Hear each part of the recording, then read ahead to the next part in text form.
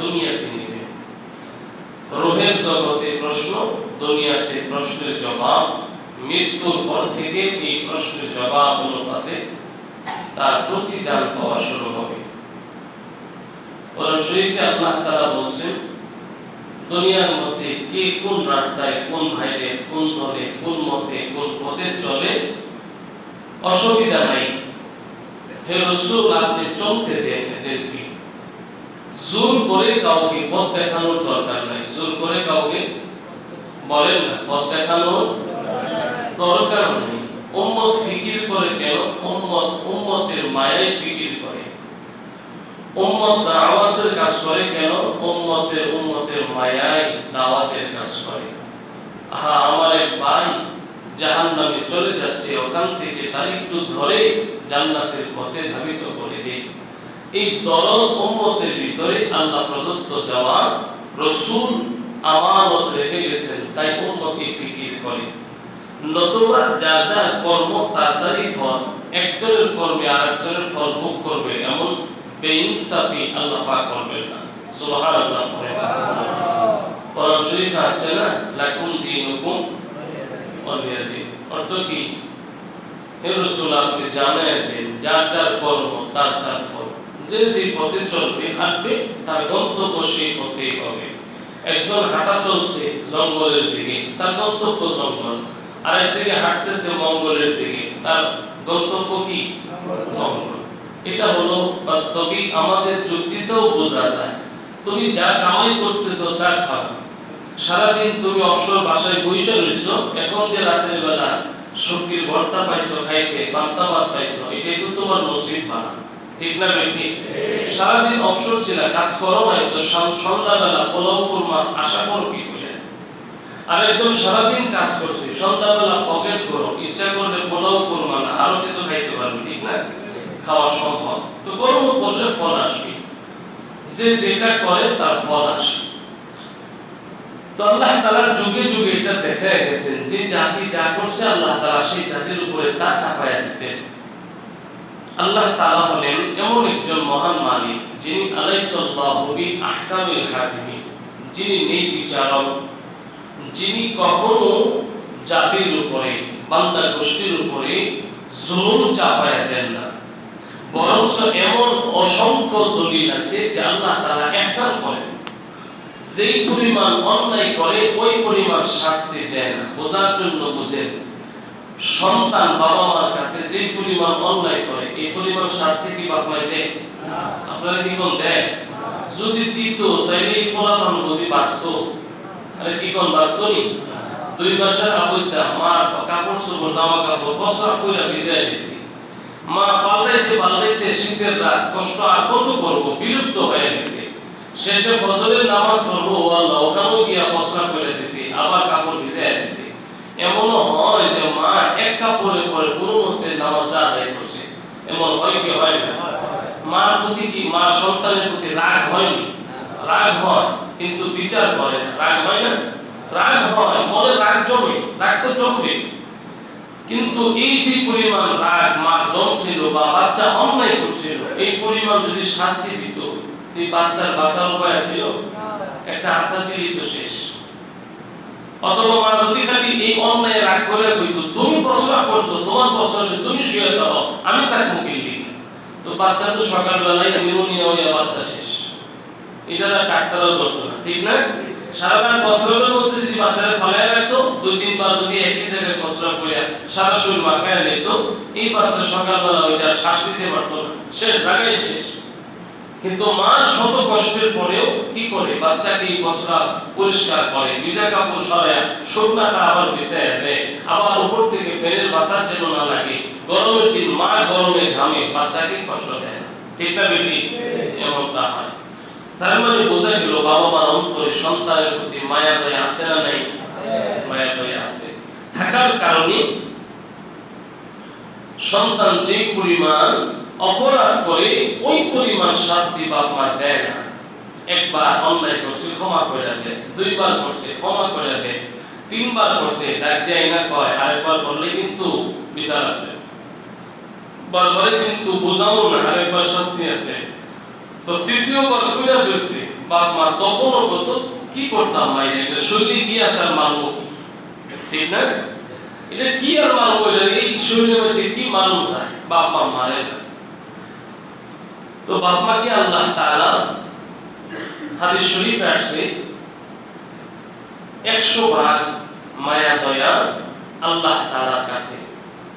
এর মধ্যে আল্লাহ তাআলা 1 ভাগ মায়া দয়া নিজের কাছ থেকে আল্লাহ তাআলা গোটা মাখলুকের উপরে ছিটায় দিয়েছে। সুবহানাল্লাহ। কই ভাগ দিয়েছেন? 1 ভাগ। 99 ভাগ কোথায় দিয়েছে? আল্লাহর কাছে। আল্লাহর কাছে 100 ভাগ, এখান থেকে 1 ভাগ ছিটায় দিয়েছে। মূলত হাদিসটা আল্লাহ রাসূল আল্লাহ তাআলা দয়া বোঝাইতে বলছেন। আল্লাহ তাআলার মায়া দয়া আছে কি পরিমাণ, এটা মাপার যন্ত্রপাতি আছে? আপনার কি কোন আছে? 100 ভাগ কি কইবেন, 1000 ভাগ কি কইবেন, 1 কোটি ভাগ কি কইবেন? আল্লাহ তাআলা তো এত দয়া, এত মায়া, এটা বর্ণনা করে শেষ করার মতো। তো রাসূল বোঝানোর জন্য বলছেন 100 ভাগ মায়া দয়া, 1 ভাগ আল্লাহ তাআলা সমস্ত মাখলুকের উপরে ছড়ায়া ছিটায়া দিয়েছেন। এই মাখলুকের মধ্যে মানুষও আছে, হাইওয়ান আছে, আছে না নাই? বাঘ, ভাল্লুক, সিংহ, গরু, মহিষ, ছাগল, ভেড়া যা আছে সব মাখলুকের উপরে, পাখিগুলোর উপরে, হাইওয়ান, মানুষের উপরে, সমস্ত কিছুর উপরে, গাছগাছলার উপরেও আল্লাহ তাআলা এই মায়া ছড়ায়া ছিটায়া দিয়েছেন। যার কারণে একটা কুকুর বাচ্চা উঠাইলে মানুষের দাওয়া দিলে এই বাচ্চাটারও কামড় দিয়ে লইয়া তুলতে, ঠিক না বেঠিক বলেন? বাচ্চা রাইখা যায় না, বাচ্চাটা সাথে করে নিয়ে যায়, না নিতে পারলে এখানে মাই খায় আর গোলাগুলি করে। বাচ্চাদেরকে ছিটাইলে মা কুকুরটা কি করে না, পলায়ন করে না। বাচ্চার মায়া দয়া আছে। তো এই 1 ভাগ মায়া দয়া আল্লাহ তাআলা সব মাখলুকের মধ্যে ছিটায় দিয়েছে। এখান থেকে কিঞ্চিত পরিমাণ দয়া মায়া এটা বাবা মা পাইছে। এটা কে পাইছে? বাবা মা পাইছে। এটা যে কত ভাগ হইছে এটা হিসাব ছাড়া। এই সব ভাগের পরে বাপ মা 1 ভাগ মায়া পাইছে। এই মায়াটুকুর কারণে সন্তানের শত সহস্র অপরাধ বাপ মা মুখ বুজে শোনে, সন্তানকে বিচার করে। তাই এটা বুঝলে এখন বোঝেন, তাইলে ওই যে 100 ভাগের 1 ভাগ সকলকে দেওয়ার পরে কিঞ্চিত মা বাবা পাওয়ার কারণে এত দয়ালু যদি হয়, তো সেই মালিকের কাছে আরো 99 ভাগ মায়া রয়ে গেছে। ওই মালিক কতটা দয়া মায়া করে বান্দাবান্দি, সুবহানাল্লাহ পড়ে, কতটা ভালোবাসেন বান্দাবান্দিকে। আল্লাহ তাআলা সেই পরিমাণ আযাব দেয় না যেই পরিমাণ অন্যায় মাখলুক করে, মানুষ করে। আগেকার জাতিরা যে পরিমাণ অন্যায় করত, ওই পরিমাণ শাস্তি আল্লাহ পাক দুনিয়াতে দেন নাই। দিলে তো এমন অবস্থা হইতো, সামান্য থেকে সামান্য আল্লাহর গজবে গোটা জাতি একদম ধ্বংস হয়ে যেত। আল্লাহ তাআলা সুযোগ দেন, ওই পরিমাণ আযাব দেন না, হালকা কিছু দেন। এটা আল্লাহ তাআলা এই সামান্যটুকু যে দেন, এটাও আল্লাহ তাআলা কোরআনে হাকিমের মধ্যে জানায় দিয়েছেন। হাবিব, আপনি জানায়া দেন যে এই সামান্যটুকু আযাব যে আমি আসমান থেকে ফয়সালা করি, যেটা আসমান থেকে ফয়সালার পরে আযাবটা চলে আসে। আযাব বহু দিক থেকে আসতে পারে, আল্লাহ তাআলার আযাব গজব বহু দিক থেকে আসতে পারে। তো রাসূলকে বলছেন আপনি জানায়া দেন, এই যে আযাব আর গজব দিলাম, এই আযাব গজব কিন্তু আমি বান্দা বান্দির উপরে চাপায়া দেই না, ওরা আমার কাছ থেকে চায় নিছে। কি করছে? ওরা আমার কাছ থেকে খুঁজা নিছে, চায় নিছে। বলে কেমনে চায় নিছে? তাহলে বলছে আল্লাহ আযাব দাও না, বলে এদের কর্মের কারণে আযাবটা এদের উপরে কি হয়ে গেছে, অবধারিত হয়ে গেছে, তখন আযাব চলে আসে। ওরা এদের লিমিট ক্রস করে ফেলছে, যার কারণে আযাব অটোমেটিক এদের উপরে নেমে আসছে। এটা এদের কারণে। যাহারাল ফাসাদু ফিল বাররি ওয়াল বাহরি বিমা কাসাবাত আইদিন নাস। রাসূল আপনি বলেন জলে স্থলে সব জায়গায় যত বিপর্যয়, যত আযাব, যত মুসিবত, যত ফাসাদ, এই সব এদের হাতের কামাই। ওরা নিজেরা কামাই করে নিছে, এগুলা আমি দেই নাই, এরা নিজেরা কামাই করে নিছে। এদের নিজেদের হাতের কামাই। কর্ম করছে খারাপ, ভালোটা আশা করে কেমনি? খারাপ কর্ম করছে, তাই খারাপটাই এদের উপরে চাপায়া করছে। ভালো কর্ম করলে তো তাদের ভালো প্রতিদান আসতো কি আসতো? আরে বলেন না, ভালো প্রতিদান আসতো কি আসতো না? ভালো প্রতিদান আসতো। আল্লাহ তাআলা দেখায় দিয়েছেন এটা। কর্ম খারাপ, যার কারণে এদের কর্মের শাস্তি এদেরকে দিতে হবে। কর্মের শাস্তি এরা পাইতেছে। ইউসুফ আলাইহিস সালাতু ওয়াস সালামের ভাইয়েরা ইউসুফ আলাইহিস সালামকে কি করছে? কূপে নিয়ে ফেলাই দিছে। কি ফেলাইছে? আরে বলেন না, পরিত্যক্ত এক কূপের মধ্যে নিয়ে ইউসুফ আলাইহিস সালামকে ফেলাই দিছে। বয়স 7 বছর অথবা 9 বছর। কত বছর? ইউসুফ আলাইহিস সালামের বয়স 7 অথবা 9। তখন উনি নবীও না, উনি ভাইদের মধ্যে ভাই। ইয়াকুব আলাইহিস সালামের সন্তান, 11 সন্তানের মধ্যে উনি একজন। ভাইয়েরা অনেক আদর করে নিয়ে গেছে। বাবার কাছ থেকে কি বলছে? বলছে যে বাবা, ইউসুফকে তো আপনি অনেক আদর করেন, ইউসুফের প্রতি আপনি অনেক যত্নবান। ইয়াকুব আলাইহিস সালাম ইউসুফকে আদর করতেন। কেন আদর করতেন? ছোট সময় ইউসুফ আলাইহিস সালামের একটা স্বপ্নকে কেন্দ্র করে ইউসুফ আলাইহিস সালামকে তার বাবা আদর করতেন। কোরআন শরীফে আল্লাহ তাআলা এই ব্যাখ্যা বিশ্লেষণ আয়াতের মাধ্যমে করছেন যে ইউসুফ আলাইহিস সালাম স্বপ্নে দেখতেছে ওনাকে এরকম ভাবে 9টা, ওনাকে 10টা তারা এবং 4 সূরজ, মোট 12। কত? মোট 12। 10টা তারকা আর 2টা 4 সূরজ, একটা চাঁদ একটা সূর্য, এগুলা ওনাকে সিজদা করতেছে। উনি সিজদা করা দেখছে। ইয়াকুব আলাইহিস সালামের কাছে এই কথা বলার পরে ইয়াকুব আলাইহিস সালাম বলছিলেন, তোমার এই স্বপ্নের কথা তোমার অন্য ভাইদের কাছে বলিও না। ভাইদের কাছে বললে কি হবে? এরা ফিতনায় পড়ে যাবে। মানুষের ভিতরে একটা হিংসা, প্রতিহিংসা আছে না নাই? মানুষ একজন আরেকজনের ভালো দেখতে পারে না। একজন ভালো কিছু করবে, এটা অন্যজন বরদাস্ত করে না। এক ভাই ভালো কিছু করবে, আরেক ভাই বরদাস্ত করে না। এটা স্বাভাবিক যুগের সিস্টেম। মানুষের ভিতরে আল্লাহ তাআলা রিয়া নামক একটা বস্তু দিয়েছেন। মানুষের অন্তরের ভিতরে একটা গোশতের টুকরা আছে, এখানে এই রিয়াগুলো জমা হয়। এগুলা কি হয়? রিয়াগুলো জমা হয়। অহংকার, তাকাব্বুরি, হিংসা, বিদ্বেষ, এগুলা ভিতরে জমা হয়। এগুলা সকলে পরিষ্কার রাখতে পারে না। এজন্য রাসূল শিখায় গেছেন, তোমরা সব সময় ইস্তিগফার করবে, বেশি বেশি জিকির করবে। করার দ্বারা ফায়দা হবে কি? অন্তর থেকে এই রিয়াগুলো দূর হবে, অন্তর রিয়া মুক্ত, অহংকার মুক্ত হয়ে যাবে। বলো সুবহানাল্লাহ। তো ইউসুফ আলাইহিস সালামকে বললেন, তোমার ভাইদের কাছে এটা বলিও না। তো উনি কি করলেন? ভাইদের কাছে প্রাথমিকভাবে যদিও না বলছেন, পরে জিনিসটা ফাঁস করে ফেলছিলেন। তো বাবা ওনাকে আদর করতেন, বাবা ভবিষ্যৎবাণী করছেন, এই স্বপ্নের তাবির করছেন।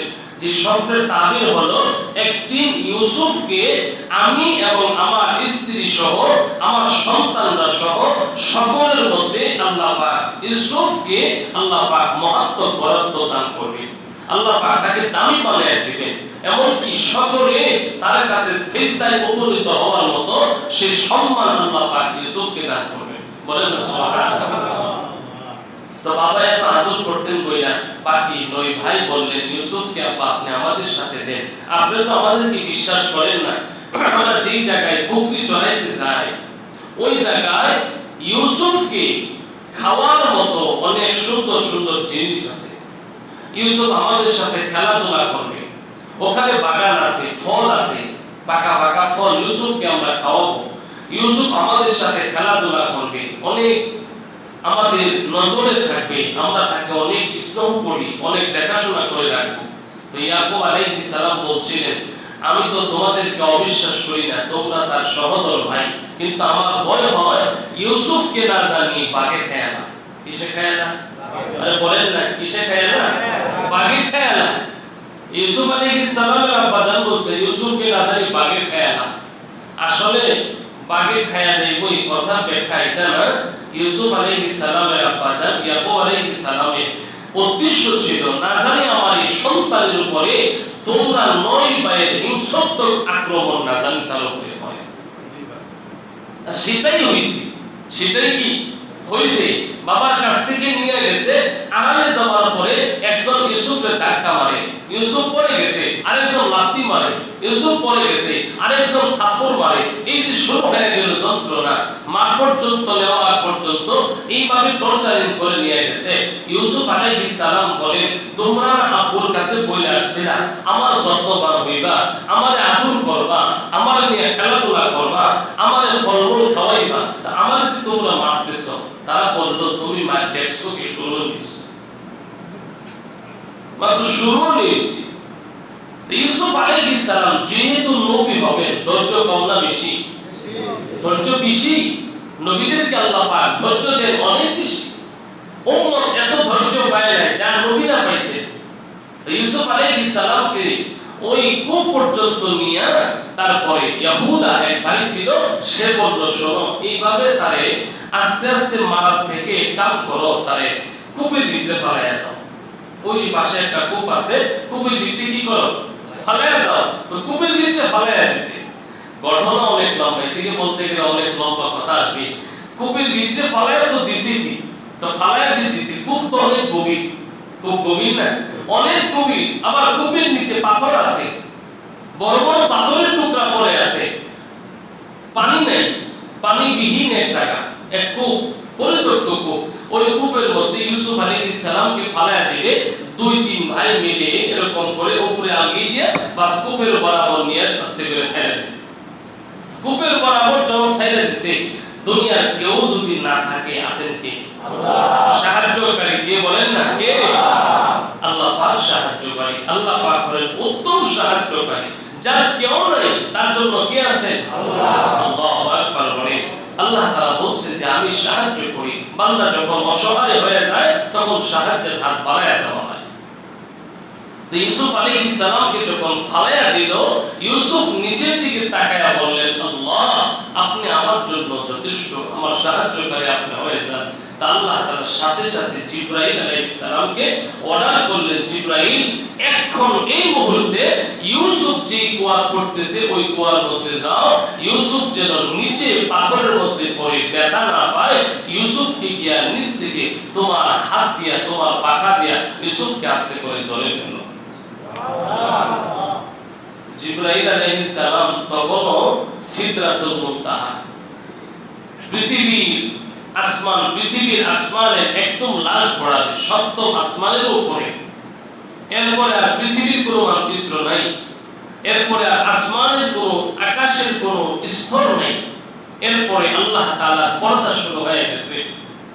ওখান থেকে জিবরাইল আলাইহিস সালাম বলেন, নবী আলাইহিস সালামের কাছে কথা বলছিলেন, ইয়া রাসূলুল্লাহ আমি তখন ওখান থেকে আমার 600 পাকা একটা বাড়ি দিছি, আমি এক বাড়ি দিয়া ওই কূপের মধ্যে পয়সা দেখি এখনো ইউসুফ উপর থেকে নিচে আসতেছে, নিচে এখনো পড়ে নাই। নিচে কি করে নাই? পড়ে নাই। আমি আমার হাত দিয়া ইউসুফকে আস্তে করে আমার পাখার মধ্যে বসাইলাম, আস্তে করে নিয়ে আমি পাথর একটা ছিল, বড় পাথর, পাথরের মধ্যে সুন্দর করে বসায়া দিলাম। আর আমি নামার কারণে এই পুরা কূপটা আলোয় ঝলমল করতেছে। ইউসুফ আলাইহিস সালাম বলছিলেন, তুমি কে? এই বিপদের সময় এই কূপের ভিতরে আমি ছাড়া কেউ থাকার কথা না, তুমি কে? জিবরাইল আলাইহিস সালাম বলছিলেন, পয়গম্বর ভয় পাওয়ার কোনো কারণ নাই, আমি দুনিয়ার কেউ না, আমি আল্লাহর প্রেরিত ফেরেশতা, রহমতের ফেরেশতা জিবরাইল আলাইহিস সালাম। সুবহানাল্লাহ। তো অনেক লম্বা কথা। এই জায়গার মধ্যে আল্লাহ তাআলা ইউসুফ আলাইহিস সালামকে এই কূপের ভিতরে ফেলাইছেন। পরে ব্যবসায়ী কাফেলা এখানে আসছে, এসে ওনাকে উঠাইছে। এটাও অনেক লম্বা ইতিহাস। তো ওনাদের উঠায় নিয়ে এক সময় কি করলেন, যেই ভাইয়েরা ওনাকে কূপে ফেলাইছে, যেই ভাইয়েরা মারধর করছে, যেই ভাইয়েরা ওনাকে গোলাম হিসাবে পরে বিক্রি আবার করছে, ওই ভাইরা এমন অবস্থা হয়েছে, একদিন তারা এমন হতদরিদ্র হয়েছে, নবীর পরিবার, একটা জিনিস মনে রাখবেন, নবীর পরিবারদের জন্য ভিক্ষা করা হারাম। ভিক্ষা করা কি? ভিক্ষা করা হারাম। নবীদেরকে ভিক্ষার খাওয়ান জায়েজ নাই। নবীরা ভিক্ষার খানা নবীদের জন্য হারাম, এটা খাইতে পারবে না, সাহায্যের খানা খাইতে পারে না। ইয়াকুব আলাইহিস সালাম এমন অসুস্থ হইছে, আর এই দিকটা সন্তানেরা এত গরিব হইছেন, এখন ভিক্ষা ছাড়া কোনো উপায় নেই। কিন্তু ভিক্ষা করে খাওয়া জায়েজ না। ইয়াকুব আলাইহিস সালাম বারবার নিষেধ করেন, না খেয়ে মরে গেলেও ভিক্ষার খানা খাওয়া যাবে না, সাবধান, ভিক্ষা করা যাবে না। তো পরে খবর পাইলেন যে দরিদ্র গরিবদেরকে ত্রাণ দেন মিশরের এক আজিজে মিশর অর্থমন্ত্রী, উনি ত্রাণ দিতেছেন। তো তো ইয়াকুব আলাইহিস সালাম কাছে বলার পরে উনি বললেন যে ঠিক আছে, তোমরা 7 ভাই মিলে যাও, যায়া বলবা যে আমরা নবীর পরিবার, আমাদেরকে দেশের যাকাত ফান্ড থেকে কোনো অর্থ না দিয়ে আপনার ব্যক্তিগত ফান্ড থেকে যদি কোনো হাদিয়া আমাদের জন্য দিতে পারেন, যেহেতু নবীর পরিবার আমরা, তাইলে আমরা ওই আশায় আছি, কিছু যদি আপনি দেন। তার ভাইয়েরা গেছেন, বহুদিন হয়ে গেছে, বহুদিন পরে মিশরে যাওয়ার পরে আজিজে মিশর যিনি ত্রাণ বিতরণ করতেছেন, ওনার নাম হলো ইউসুফ আলাইহিস সালাম। ওনার নাম কি? কোন ইউসুফ? যারে কুয়াত ফালাই দিয়েছে আল্লাহ তাআলা পরিবর্তন করছেন, তকদীর পরিবর্তন করছেন, ভাগ্য পরিবর্তন করছেন। যারে তোমরা লাঠি মেরে জমিনে ফালাই দিছো, যারে তোমরা টর্চারিং করছো, যারে বাবার থেকে জুদা করে দিছো, যাকে কূপের ভিতরে ফালাইয়া দিছো, যাকে মিশরের ব্যবসায়ী কাফেরার কাছে অল্প টাকা বলতে তাফসীর কিতাবে লেখে 20 দিরহাম। কত দিরহাম? 20 দিরহাম বা এর চেয়ে কম। কারণ তখনকার সময় 20 দিরহামের উপরে গণনা ছিল না। 20 দিরহামের উপরে গণনা ছিল না। 20 দিরহামের উপরে যদি কোনো দ্রব্যমূল্যের দাম হইতো, তখন ওইটা ওজন দিয়ে বিক্রি হতো। কি হইতো? ওজন দিয়ে দিত। তখন গণনা ছিল না 20 এর উপরে। তো ওনাকে যে বিক্রি করা হয়েছিল, গণনা করে বিক্রি করা হয়েছিল। এজন্য মুফাসসিররা বলে যে 20 দিরহাম অথবা এর চেয়ে কম হবে, 20 এর উপরে হবে না। বরং ইউসুফ আলাইহিস সালাম চাঁদের চেয়েও সুন্দর ছিলেন, পূর্ণিমার চাঁদের থেকেও সুন্দর ছিলেন ইউসুফ আলাইহিস সালাম। ওনাকে যখন নাকি কূপের থেকে উঠানো হয়, তখন এমন হয়েছিল, যারা কূপে বালতি ছাড়ছিল, কূপের বালতির মধ্যে যখন জিবরাইল বসায়া দেয়, তারা যখন উপরে উঠাইছিল, তখন ওই ব্যবসায়ী কাফেলার 2 সদস্য মালিক ইবনে জার, ব্যবসায়ী কাফেলার মূল মালিকের নাম ছিল, যিনি মূল মাহাজনের নাম ছিল মালিক ইবনে জার। মালিক ইবনে জারকে বলছিলেন, হে মালিক ইবনে জার, হাযা গোলাম হাযা বুশর, এমন এক গোলাম আমরা পাইছি যেটা অত্যন্ত সুন্দরী। এমন মানুষ আমরা আমাদের জীবনে আমরা দেখি নাই। বহু রাষ্ট্র আমরা সফর করছি, দেখো পানির বদলে কি উঠছে, হাযা গোলাম, এক গোলাম, গোলামের ভাষা। তো মালিক ইবনে জার দৌড়ে আসছিল, আয়েশা দেখলো যে আসলেই তো আশ্চর্য, এমন আশ্চর্যান্বিত সৌন্দর্যের অধিকারী এক বালক পাইছে। পরে এই বালক মালিক ইবনে জার বলেন, সাবধান, কারো কাছে বইলো না, ওরা মধ্যে মিশরে নিয়ে দামে বিক্রি করা যাবে। আমার মিশরে নিয়ে দামে বিক্রি করছে, মিশরে নিয়ে কি করছে? দামে বিক্রি করছে। ইতিহাস অনেক সুন্দর। ইউসুফ আলাইহিস সালামকে যখন মিশরের গোলাম হাটাই নিয়ে যান, গোলাম বাজারে নিয়ে যান, জমা করছে, গোলাম বাজারে নিয়ে যখন রাখছে, তখন চতুর্দিক থেকে মানুষ ইউসুফ আলাইহিস সালামকে দেখার জন্য ভিড় করতেছে। যে এক নজর দেখে, সে আর এখান থেকে নজর ফিরায় না, মানুষ জায়গা হচ্ছে না। আর একটা এই কথাটা এমন ভাবে ভাইরাল হয়েছে, মানুষ চতুর্দিকে মানুষ জমা হইতেছে, কি চাও কি চাও। মিশরের গোলাম হাটায় এক আজীব গোলামকে আমদানি করা হয়েছে, যার চেহারা, যার সৌন্দর্যে মিশরের কোনো মানুষের সাথে মিলে না। অত্যন্ত সুন্দর এক গোলাম এই মিশরের গোলাম হাটার মধ্যে আছে। হাজার মানুষ জমা হয়েছে। বড় বড় ব্যবসায়ীরা এরকম ভাবে এটা দাম দর করতেছে, দাম দর বলে না। শেষে তো ওই যে জুলাইখা নিয়ে গেল কেমনে, ইউসুফকে এক পাল্লায় রাখা হবে, তার ওজনে এক পাল্লা স্বর্ণ রূপা দেওয়া হবে, আর এই যে তার ওজনে যে পরিমাণ হবে, এর থেকে ডাবল পরিমাণ তার দাম দেওয়া হবে। আল্লাহ তাআলা সম্মান বাড়াই দিয়েছেন, সম্মান বাড়াই দিয়েছে। ইতিহাস অন্যদিন বলবো। তো মূল বলার উদ্দেশ্য হলো, এখান থেকে গোলাম থেকে আল্লাহ তাআলা আজিজে মিশর বানায় দিয়েছে, মিশরের অর্থমন্ত্রী বানায় দিয়েছে। তো ভাইয়েরা গেছে ওখানে, ভাইয়েরা যাওয়ার পরে ভাইয়েরা যখন গিয়ে দেখছে ইল্লু, তো ছোট সময় এক ছোট আর বড় হইলে ভিন্ন হয়ে যায় না। ভাইয়েরা চিনছে না উনি যে ইউসুফ। ভাইয়েরা ভাবছে যে উনি মিশরের আজিজে মিশর, বাস এটুকুই, উনি যে তাদের ভাই এটা জানে না। কিন্তু ইউসুফ আলাইহিস সালাম প্রত্যেকের চেহারার দিকে তাকায়া উনি আর চিনতে বাকি নাই যে ওরাই আমার আপন ভাই। চিনে দিয়েছেন কি? নবী তো, তার নজর তো, তার ব্রেন তো চিনা ফেলছেন। তো ইউসুফ আলাইহিস সালাম তাদেরকে সুন্দর মতে এই কথা শোনার পরে নিজের তোহবা থেকে, নিজের পোশাকার থেকে কিছু অর্থ এনাদের হাতে দিয়া বললেন যে ঠিক আছে, এগুলো নিয়ে যান। তা আপনারা কি এই ভাই না আরো আছে? বলে আমাদের আরো 2টা ভাই আছে। আচ্ছা, 2 ভাই কোথায়? এক ভাই হারায় গেছে, বাগে খেয়ে গেছে, আরেক ভাই বাড়িতে আছে, ওই ভাইটা এখনো বাড়িতে। বাবা ওই ভাইকে আমাদের সাথে দেয় না। ওই যে ইউসুফ আলাইহিস সালামের ছোট ভাই, আপন ছোট ভাই, তার নাম হলো বিনিয়ামিন। তার নাম কি? বিনিয়ামিন। তো ইউসুফ আলাইহিস সালাম এদেরকে বললেন ঠিক আছে, আপনারা বাড়িতে যান, যদি পারেন আবার যদি আসেন আমার কাছে, তো ওই ছোট ভাইটারও নজর নিয়ে আইন, আমি বেশি করে আপনাদেরকে হাদিয়া দেব। সুবহানাল্লাহ। তো এরা আসছে, আয়েশা বাবার কাছে বুঝাইছে, বাবা এই যে দেখেন আজিজে মিশর তার নিজের কোষাগার থেকে, নিজের অর্থকড়ি থেকে এইগুলো আমাদেরকে দিছে। তো বলছে আমাদের ছোট ভাই বিনিয়ামিনকে যদি নিয়ে যায় আরো বেশি কইরা দেব। বাবা গো, তোমরা তো আমি হাদিয়েছি, তোমরা আমার ইউসুফকে এই কথা বুঝাই নিয়েছিল, কিন্তু ফেরত দাও নাই। বিনিয়ামিনকে নিয়ে গেলে এটারে ফেরত পাবো না, বিনিয়ামিনকে দেওয়া যাবে না। কিতাবে লেখছে ইউসুফ আলাইহিস সালামের বাকি ভাইয়েরা অনেক কাকুতি মিনতি কইরা, অনেক অনুনয় বিনয় কইরা বাবার কাছ থেকে বোঝায়া সোজায়া তারপরে এই বিনিয়ামিনকে সাথে করে নিয়ে গেছে।